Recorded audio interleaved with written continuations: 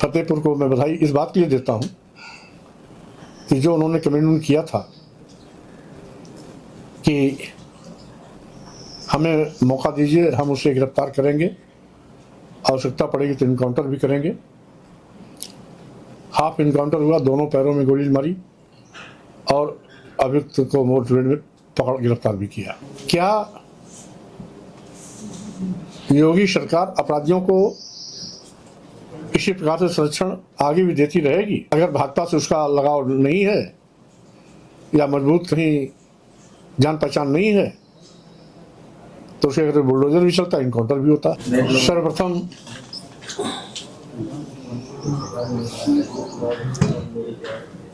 फतेहपुर जनपद के खागा कोतवाली में साधना मौर्य के सामूहिक बलात्कार का मुख्य अभियुक्त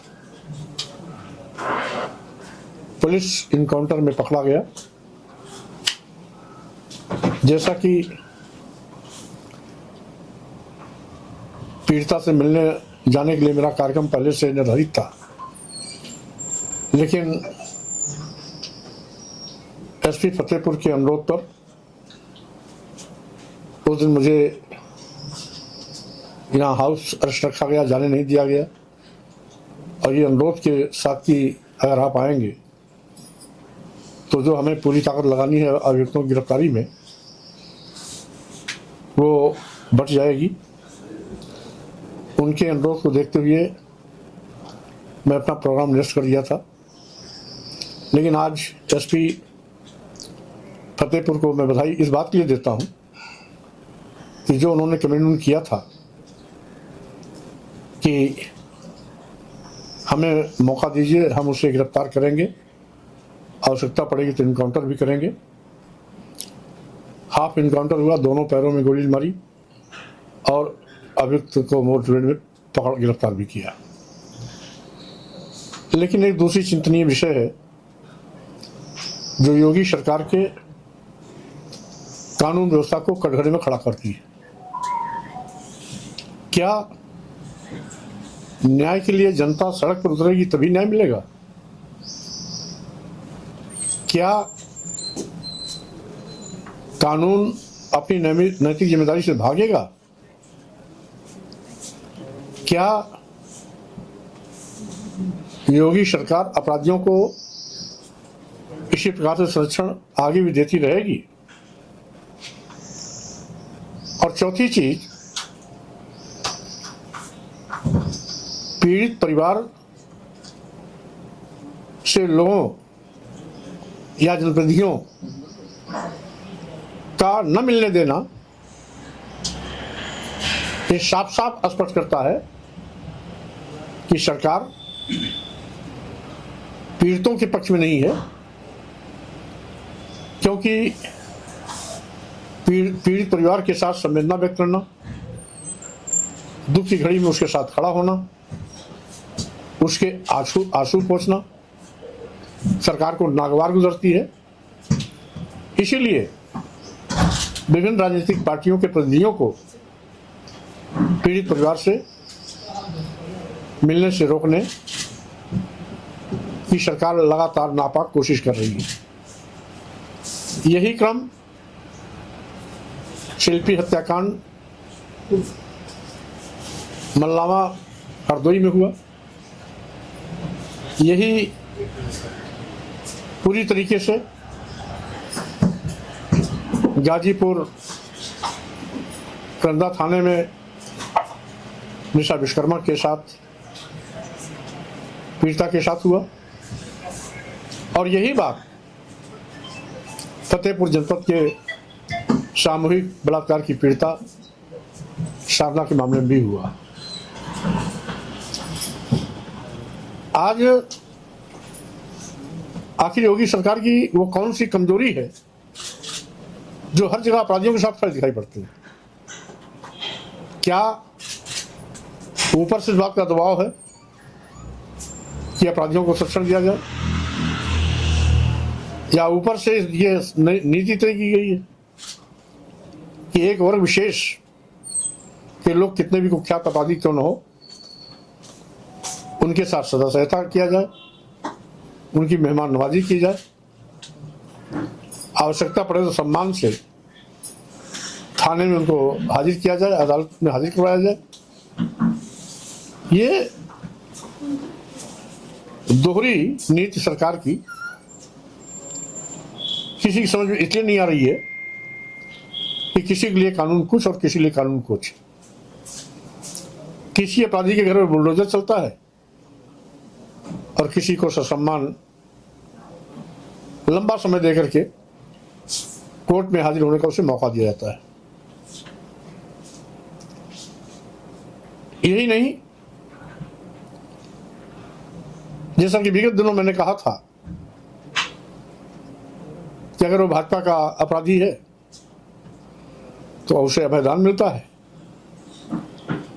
और अगर भाजपा से उसका लगाव नहीं है या मजबूत कहीं जान पहचान नहीं है तो उसे अगर बुलडोजर भी चलता है, इनकाउंटर भी होता है। ये बहुत दुखद है। कानून को स्वतंत्र रूप से अपने कार्य करने की पूरी छूट मिलनी चाहिए, जिससे कि कानून का हनक कायम रहे, कानून का हाथ अपराधियों के गिरबान तक पहुंचे। आज जिस तरीके से उत्तर प्रदेश की कानून व्यवस्था ध्वस्त हुई है तो अपने आप में चिंतनीय है, और योगी सरकार जी को इस हकीकत को स्वीकार करना चाहिए। जीरो टॉलरेंस की बार बार बात कह के बचकानी हरकत नहीं करनी चाहिए। जंगल राज है, प्रदेश गुंडा राज में परिवर्तित हो गया है। गुंडे माफिया अपराधियों के सामने कानून बौना साबित हो रहा है। आवश्यकता है इस बात को स्वीकार कर कानून व्यवस्था को चुस्त दुरुस्त बनाने का, कानून को उन्मुक्त होकर काम करने की छूट देने का, और अपराधियों के साथ बिना किसी मुरुवत के कानूनी कार्रवाई करने का। यद्यपि 9 तारीख को मेरा फतेहपुर जाने का कार्यक्रम भी प्रस्तावित था, लेकिन चूंकि आज मुख्य अभियुक्त फतेहपुर का भी इनकाउंटर में गिरफ्तार हुआ है, इसलिए फिलहाल 9 मई को जाने का कार्यक्रम अभी स्थगित कर रहा हूं। हाँ, इतना जरूर है कि कल पीड़ित महिला का सोशल मीडिया के माध्यम से एक वक्तव्य आया है और फोटो भी वायरल हुई है, जो अत्यंत चिंतनीय है। उसने अपनी वेदना व्यक्त की है कि मुझे और मेरे परिवार को रिश्तेदारों से भी मिलने नहीं दिया जा रहा है। यानी ऐसे दुख की घड़ी में किसी की हत्या हो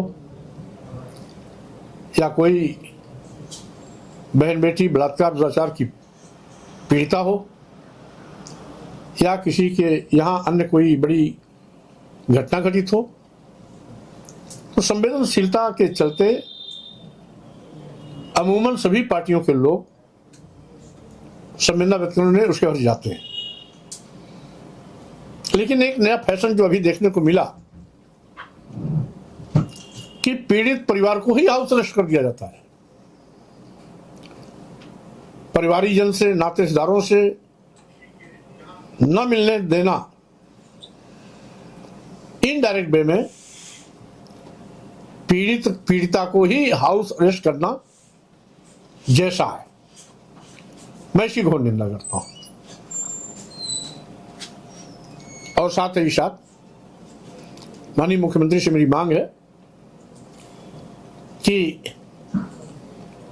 यदि तत्काल प्रभावी कदम कानून व्यवस्था को दुरुस्त बनाने के लिए नहीं उठाया जाता है तो अपनी जनता पार्टी आंदोलन के रास्ते संघर्ष का रास्ता अख्तियार करेगी। एक दूसरा निवेदन है, कल यानी 8 मई को अपनी जनता पार्टी का उत्तर प्रदेश का कार्यकर्ता सम्मेलन लोटस पोर्टिको कुर्सी रोड पर 11 बजे से प्रारंभ होने जा रहा है। मैं आप सबसे निवेदन करूंगा, आप वहां भी पहुंचेंगे लगभग 1 या 2 बजे तो अच्छा रहेगा। और यदि कोई राजनीतिक या रणनीति के तहत कोई नया कदम उठाया जाता है तो कल उसकी घोषणा भी की जाएगी। बहुत बहुत धन्यवाद।